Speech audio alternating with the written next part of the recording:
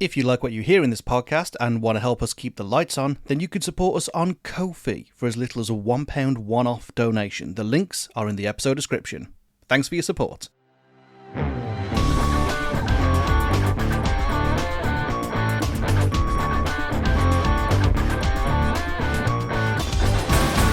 This is Skipped, the podcast where we tell you which albums we think are truly unskippable and which ones can be thrown into a skip. I'm Mike. I'm Rob. And this week we are looking at, as our very first show, Panic at the Disco's, what I was about to say sophomore record. It's not. It's their debut record, A Fever You Can't Sweat Out, which you can tell us more about, Rob, because you actually brought this, our first recommendation to the show. Yep, so this was one of the first physical albums I ever owned back in 2005. Dope. I remember my brother randomly bought me a copy of it, and I don't know why, but I'm so glad he did, because it changed the way I looked at music, and especially with the amount of different sort of metal and heavier rock bands that were around, it was a breath of fresh air to have something a little bit different to listen to. Interesting. And it's more interesting because you brought this one up. Funnily enough, the first two episodes of this show are going to be our recommendations, one of our list of many unskippable albums, in our opinion. But both of the albums that we're about to review in our debut double bill are from the year 2005. 2005, So there you go. 20-year editions. Oh, God, that makes me feel so goddamn old. It's the same year as American Idiot. It's the same year as the one you're going to be hearing next week, which is We Are Scientists with Love and Squalor. And yeah, so I dropped a bombshell on you as we started the recording, because I told you I'd never listen to this album start to finish. Which is a shock to me, because I listened to this album so much I physically burnt it out. So I no longer own the disc, just the case. See, kids, back in the day, your music didn't come out of your phone, because as a 33-year-old person with back problems, we used to have CD players and portable CD players at that. I was never into Panic at the Disco back when, and that was strange because I was into the bands that it kind of fed off. I was into Fall Out Boy. You know, there's a great relationship between Fall Out Boy and Panic at the Disco because Pete Wentz was the guy who brought those guys onto Decay Dance, which is an offshoot of Fueled by Ramen. Yep, that's exactly correct. I've been doing my research because I care about you.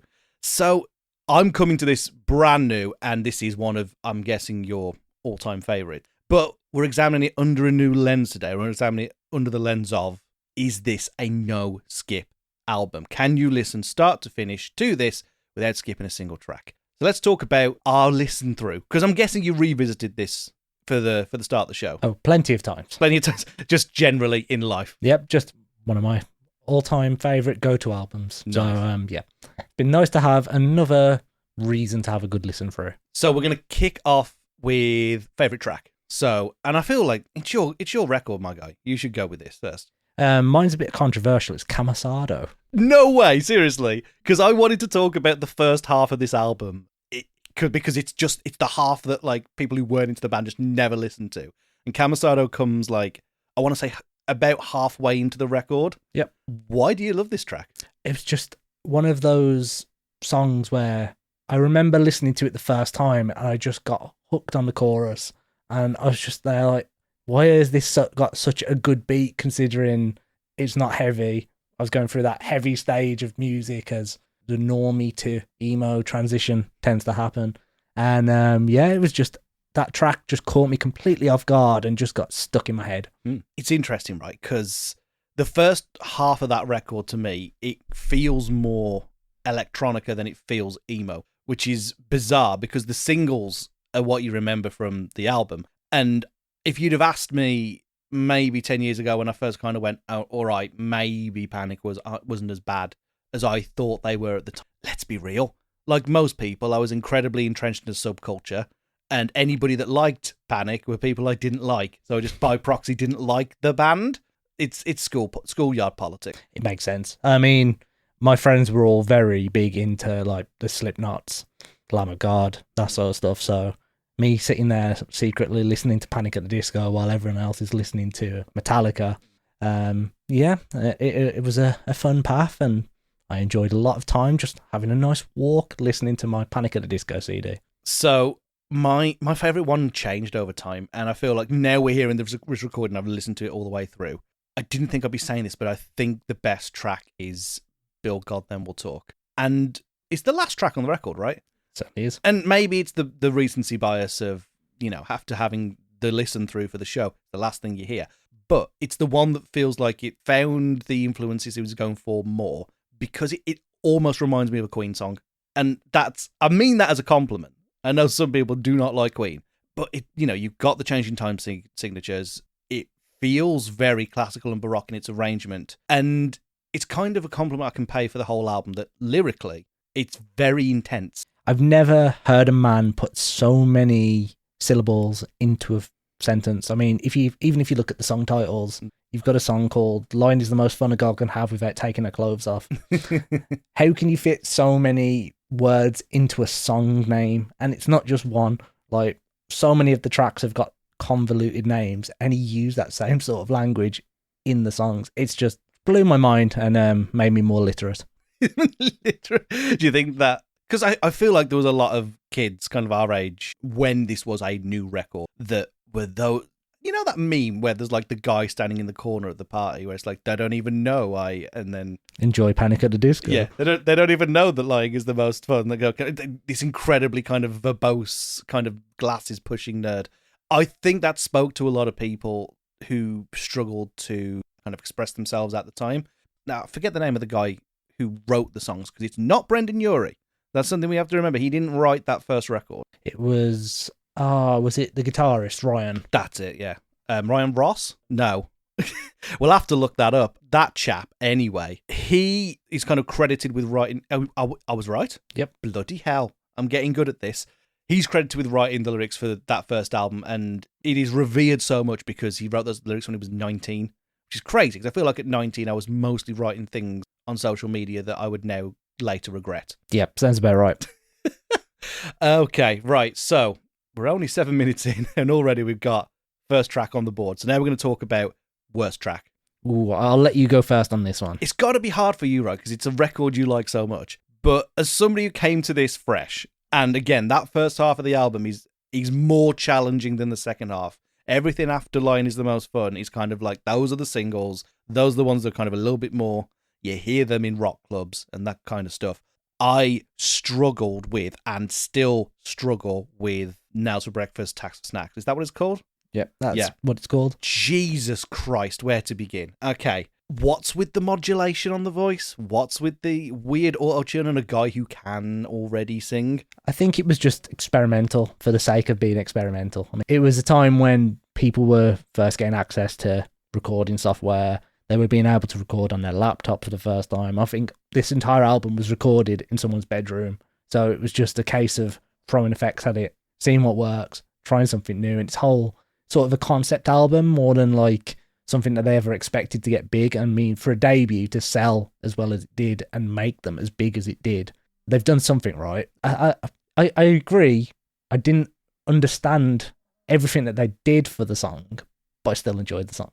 Okay, and it's one of those things, right? It's trying to evaluate something that you loved as a kid, which it makes it a lot harder. I don't get it. Brendon Urie would go on to have quite a storied career, right? It came crashing down when he started making songs with Taylor Swift, in my opinion, but I am a bit of got a bit of a rock bias like that. So when you hear this one, and, the lyrics are lyricking, as they do in these ones, that modulation, that weird auto-tune, and I get it was probably, when you think about it, kind of, what's the word I'm looking for? It feels like it was a progenitor to a lot of the 2010s kind of club music. I hate to just point fingers at T-Pain, but it reminded me of T-Pain, and I just did not vibe with it because of that.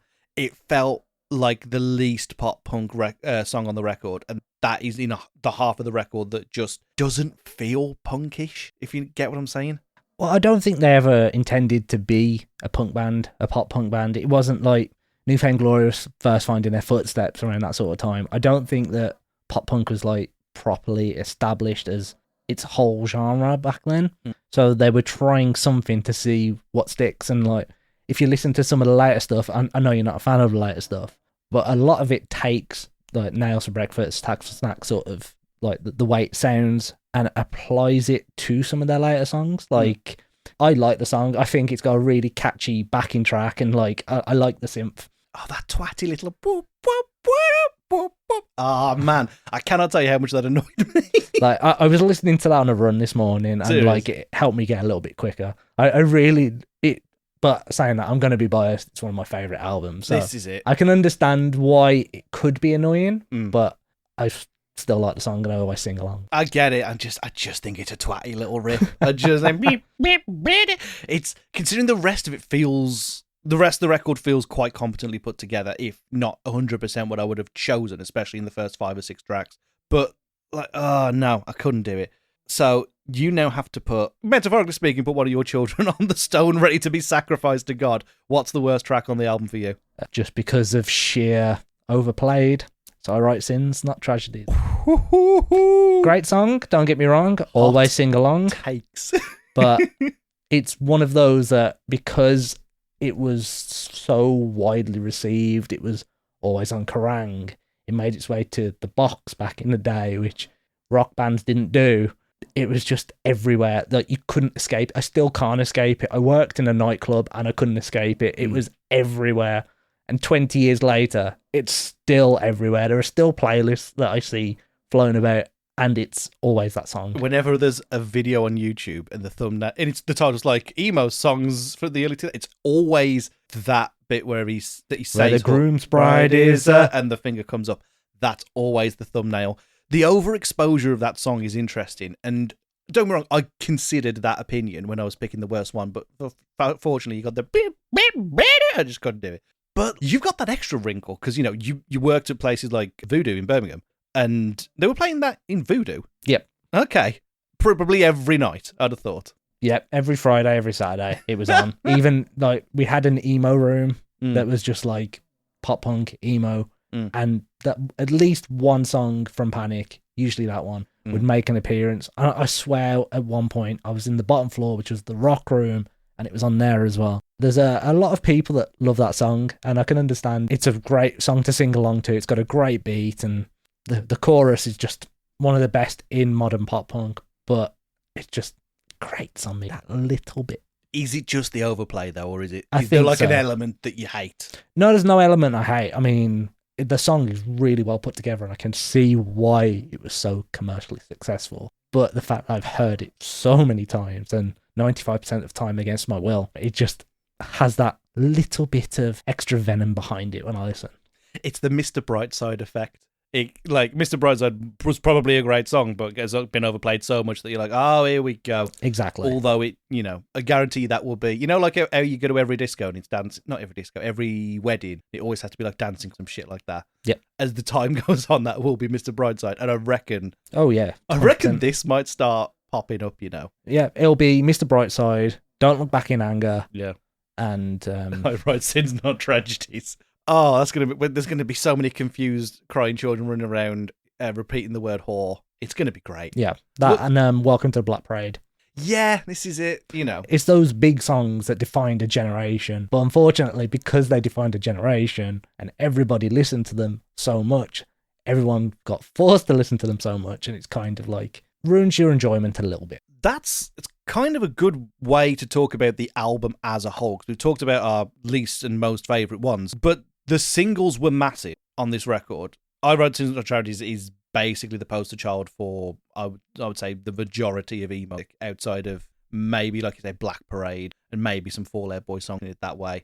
But there are a lot of songs on here that didn't make it out as singles, or if they did, they got a lot less exposure. So Line's the Most Fun is one of those tracks. And if I was going to single out one where I'm like, that works on its own, outside of the albums as a single, I would have pointed to that. Oh, yeah. And I think that's because the back half of this album mostly feels like this feels like the bit that was written first, because it's mostly about indiscretions and secrets and treating people like shit. Whereas the top half feels more like they're trying to introduce themselves as a band. I don't know whether I'm reading too much into the lyrics there, but this bottom half kind of feels like there was more of a story going on. What's your take? I can see where you're coming from, but I think you may be looking a bit too deep into it. I think they Probably. just come up with concepts and just wrote music as you do as a starting band. Like, you have to find somewhere to start. You have to try and find your sound. I think that's exactly what they were doing with this. And as we saw with the concurrent history, it did kind of fall apart after this album when they tried refining it to one specific style. And that's where it kind of fell apart, but also grew at the same time, which... Yeah, it's a weird one. It's a weird one, yeah. We're not here to talk about Pretty Odd, but like it kind of feels like a footnote in the history of this album that it would go on to be so radically different and yet feel like an evolution of like maybe the back half of the record where there's that more baroque rock, baroque punk kind of Queen-ish style thing. But then they flip the script on that and go like, we just want to be the Beatles. And I think that's what makes this one stand on its own, this album stand on its own to the degree that it does. It's because it didn't feel like they ever replicated it again. Exactly. I mean, this was like somehow their magnum opus of a record. The first time. For their debut was their magnum opus. It was the album that defined who they were as a band. And even with subsequent releases later on, it was more of Brendon Urie rather than Panic at the Disco, because that was more the poppy, pop punk, slightly heavy, slightly disco-y, like MIDI I hate that sounding riff so much. album that so many people did love. It's got to be weird. Again, we're 20 years removed from the release of the album now, and you know, it's that thing of what happened 20 years ago. It was the 80s, wrong, and that makes me feel like we need to start talking about albums that came out in the vein of classic. We know your opinion. You think it's a classic. Yep. So now we come to my opinion. Does it hold up 20 years after? I think time has made it better. I don't know whether I would have vibed with it at the time, and I'm kind of glad I didn't try. I think now we're removed from the peak of emo. I think the genres have maintained but evolved. You know, pop punk isn't the same now as it was when it was really hitting its strides in the early 2000s. So for this, you kind of have to look at it of, was it a good pop punk record, and then what excelled it into being an all-time great, and does that make it unskippable? So was it a great pop punk record? Well, you need to compare it to something that came out at a similar time, and to me that's Under the Cork Tree. And I think lyrically it kind of tops it. I think lyrically it tops it, but I wouldn't consider it a pop punk album. Interesting, why not? It's just, it hasn't got those like bar chord riffs and like the sort of like melody that you'd associate with a pop punk record from the early 2000s. Like listening to Green Day, listening to New Found Glory, Motion City Soundtrack, like those sorts of bands. They've all got their own defining sound, but they've all got a very similar sort of structural layout. Like you could look at Blink 182 songs, you could look at Green Day songs, you could look at so many bands in a similar sort of vein, and they all use the same sort of musical structure, where Panic at the Disco just went in a completely different direction and made a lot of it using synth and effects that I would never even consider hearing from Sum 41. True. Yeah, they're not in the same ballpark as someone like Sum 41. The question then becomes, are they a traditional rock band or a traditional punk band? Well, they're not punk, but you get what I'm saying. Like they I guess that's the point. You're making me change my mind on air. That's great. It doesn't feel rebellious. It feels emotional. And I guess that kind of makes sense as why everybody thinks of it as this big emo classic. So is it unique enough against what was coming out? And I think that's an easier question to answer. I'd say yes. Yeah. It paved the way for bands like Boys Like Girls to make more emotional, more like deeper hitting music that actually has more meaning behind it, rather than just, I don't like what's happening in life, I am very angry, sort of music that was out at the time. I think it totally holds up as, it's not a great example of the genre. I think it kind of goes above the genre, and that's come from somebody who vehemently hates one of the tracks on the albums and didn't even think about listening to it until preparation for this show. You think about the context of what was coming out at the time, and there's nothing with this vocabulary, there's nothing with this kind of interplay between the songs and this divide in the album. It makes it feel a little bit like a double album without actually being a double album, with those intermissions and stuff like that. And it feeds into the theatricality of the performances, the songs, and then supposedly it fed into the live stuff, although I've never seen them live, so I can't comment on that. I have seen them live, but unfortunately I saw them later on into their lifespan. But I did have a friend, which is the first time I heard about them, that was seeing them at the Carlin Academy in Birmingham. And that's where I first heard about them. And he told me, he was a massive theatre kid. He was like, this is like a stage show.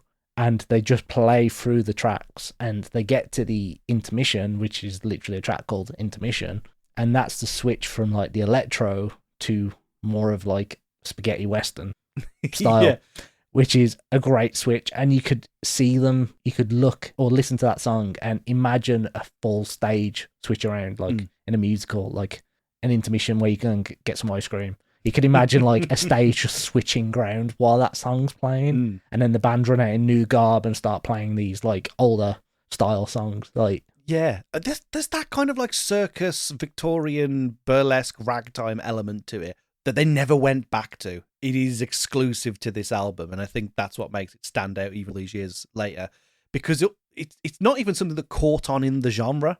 They didn't even really, like, we didn't go into this, like, pseudo-vaudevillian kind of subsection that skirts basically up to steampunk. We didn't get that. We would go the other way. So the record totally stands on its own. So then we come to the big question.